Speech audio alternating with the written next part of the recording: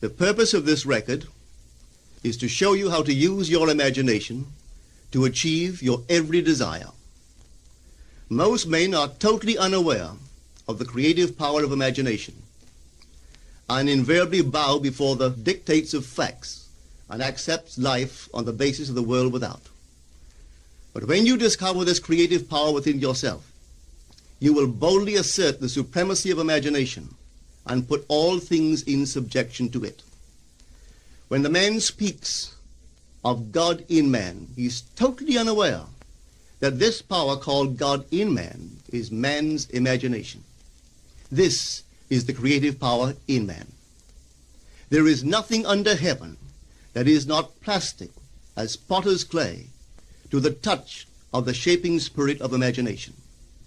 Once a man said to me, "You know, Neville, I love to listen to you talk about imagination.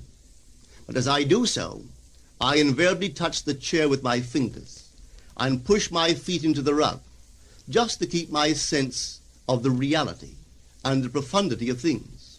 Well, undoubtedly he is still touching the chair with his fingers and pushing his feet into the rug. But now let me tell you another one who didn't touch with her fingers and didn't push that foot of hers onto the board of the streetcar. It's the story of a young girl, just turned 17. It was Christmas Eve, and she is sad of heart. For that year, she had lost her father in an accident, and she's returning home to what seemed to be an empty house. She was untrained to do anything, so got herself a job as a waitress. This night is quite late, Christmas Eve. It's raining. The car is full of laughing boys and girls home for their Christmas vacation. And she couldn't conceal the tears. Luckily for her, as I said, it was raining. So she stuck her face into the heavens to mingle her tears with rain. And then, holding the rail of the streetcar, this is what she did. She said, "This is not rain, but this is spray from the ocean. And this is not the salt of tears that I taste, but this is the salt of the sea in the wind. And this is not San Diego. This is a ship, and I'm coming into the Bay of Samoa." And there she felt the reality of all that she had imagined. Then came the end of the journey, and all are out. 10 days later, this girl received a letter from a firm in Chicago saying that her aunt, several years before, when she sailed for Europe, deposited with them $3,000 with instructions that if she did not return to America, this money should be paid to her niece. They had just received information of the aunt's death and were now acting upon her instructions. 1 month later, this girl sailed for Samoa. As she came into the bay, it was late that night, and there was salt of the sea in the wind. It wasn't raining, but there was spray in the air, and she actually felt what she felt 1 month before, only this time she had realized her objective. Now, this whole record is technique. I want to show you today how to put your wonderful imagination right into the feeling of your wish fulfilled, and let it remain there and fall asleep in that state. And I promise you from my own experience, you will realize the state in which you sleep if you could actually feel yourself right into the situation of your fulfilled desire and continue therein until you fall asleep. As you feel yourself right into it, remain in it until you give it all the tones of reality, until you give it all the sensory vividness of reality. As you do it, in that state, quietly fall into sleep. And in a way you will never know, you could never consciously devise the means that will be employed, you will find yourself moving across a series of events leading you towards the objective realization of this state. Now here is a practical technique. The first thing you do, you must know exactly what you want in this world. When you know exactly what you want, make as lifelike a representation as possible of what you would see and what you would touch and what you would do and physically moving in such a state. For example, suppose I wanted a home, but I had no money, but I still know what I want. without taking anything into consideration, I would make as lifelike a representation of the home that I would like, with all the things in it that I would want. And then, this night, as I would go to bed, I would, in a state, a drowsy, sleepy state, the state that borders upon sleep, I would imagine that I am actually in such a house, that were I to step off the bed, I would step upon the floor of that house. Were I to leave this room, I would enter the room that is adjacent to my imagined room in that house. And while I am touching the furniture and feeling it to be solidly real, and while I am moving from one room to the other in my imaginary house, I would go sound asleep in that state. And I know that in a way I could not consciously devise, I would realize my house. I have seen it work time and time again. If I wanted promotion in my business, I would ask myself what additional responsibilities would be mine were I to be given this great promotion. What would I do? What would I say? What would I see?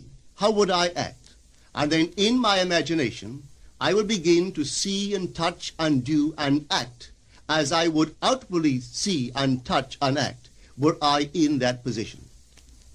If I now desired the mate of my life, were I now in search of some wonderful girl or some wonderful man, what would I actually find myself doing that would imply that I have found my state?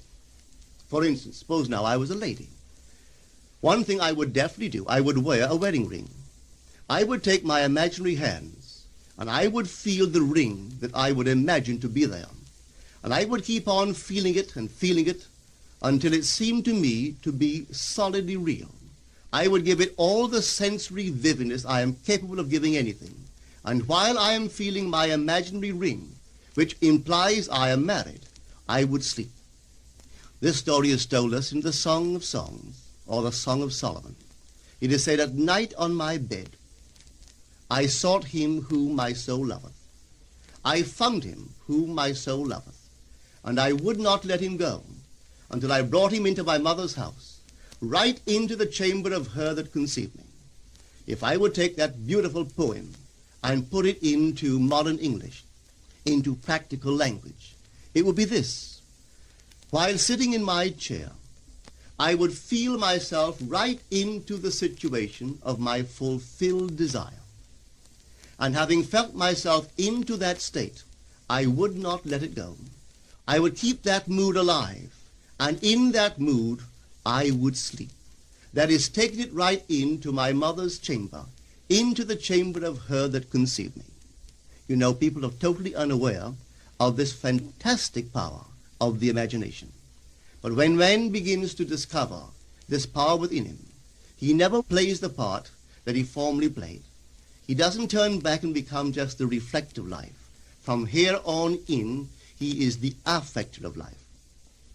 The secret of it is to center your imagination in the feeling of the wish fulfilled and remain therein. For in our capacity to live in the feeling of the wish fulfilled lies our capacity to live the more abundant life. Most of us are afraid to imagine ourselves as important and noble individuals, secure in our contribution to the world, just because at the very moment that we start our assumption, reason and our senses deny the truth of our assumption. We seem to be in the grip of an unconscious urge which makes us cling desperately to the world of familiar things and resist all that threatens to tear us away from our familiar and seemingly safe moorings. But I appeal to you to try it.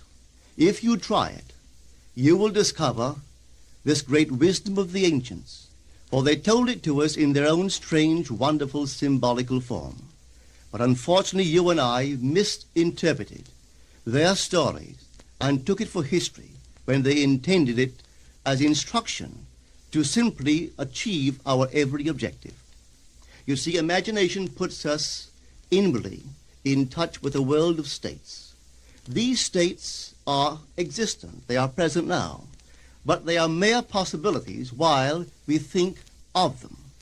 But they become overpoweringly real when we think from them and dwell in them. You know, there's a wide difference between thinking of what you want in this world and thinking from what you want. Let me tell you, when I first heard of the strange and wonderful power of the imagination, it was in 1933 in New York City. An old friend of mine taught it to me. He turned to the 14th of John, and this is what he read. In my Father's house are many mansions. If it were not so, I would have told you. I go to prepare a place for you. And if I go and prepare a place for you, I will come again and receive you unto myself, that where I am, there ye may be also. He explained to me that this central character of the Gospels was human imagination, that mansion was not a place in some heavenly house, but simply my desire. If I would make a living representation of the state desired, and then enter that state and abide in that state, I would realize it. At the time, I wanted to make a trip to the island of Barbados in the West Indies, but I had no money. He explained to me that if I would that night, as I slept in New York City, assume that I was sleeping in my earthly father's house in Barbados, and go sound asleep in that state, that I would realize my trip. Well, I took him at his word and tried it. For 1 month, night after night, as I fell asleep, I assumed I was sleeping in my father's home in Barbados. At the end of my month, an invitation from my family came, inviting me to spend the winter in Barbados. I sailed for Barbados the early part of December of that year. From then on, I knew I had found this Savior in myself. The old man told me that it would never fail. Even after it happened, I could hardly believe that it would not have happened anyway. That's how strange this whole thing is. On reflection, it happens so naturally. You begin to feel or to tell yourself, well, it would have happened anyway. And you quickly recover from this wonderful experience of yours. It never failed me if I would give the mood, the imagined mood, sensory vividness. I could tell you unnumbered case histories to show you how it works. But in essence, it's simple. You simply know what you want. When you know what you want, you're thinking of it. That is not enough. You must now begin to think from it. Well, how could I think from it? I am sitting here, and I desire to be elsewhere. How could I, while sitting here physically, put myself in imagination at a point in space removed from this room and make that real to me? Quite easily. My imagination puts me in touch inwardly with that state. I imagine that I am actually where I desire to be. Now, can I tell that I am there? There is only one way to prove that I am there. For what a man sees when he describes his world is as he describes it relative to himself. So what the world looks like depends entirely upon where I stand when I make my observation. So if, as I describe my world, it is related to that point in space I imagine that I am occupying, then I must be there. I am not there physically, no, but I am there in my imagination, and my imagination is my real self. And where I go in imagination and make it real, there I shall go in the flesh also. When in that state I fall asleep, it is done. I have never seen it fail.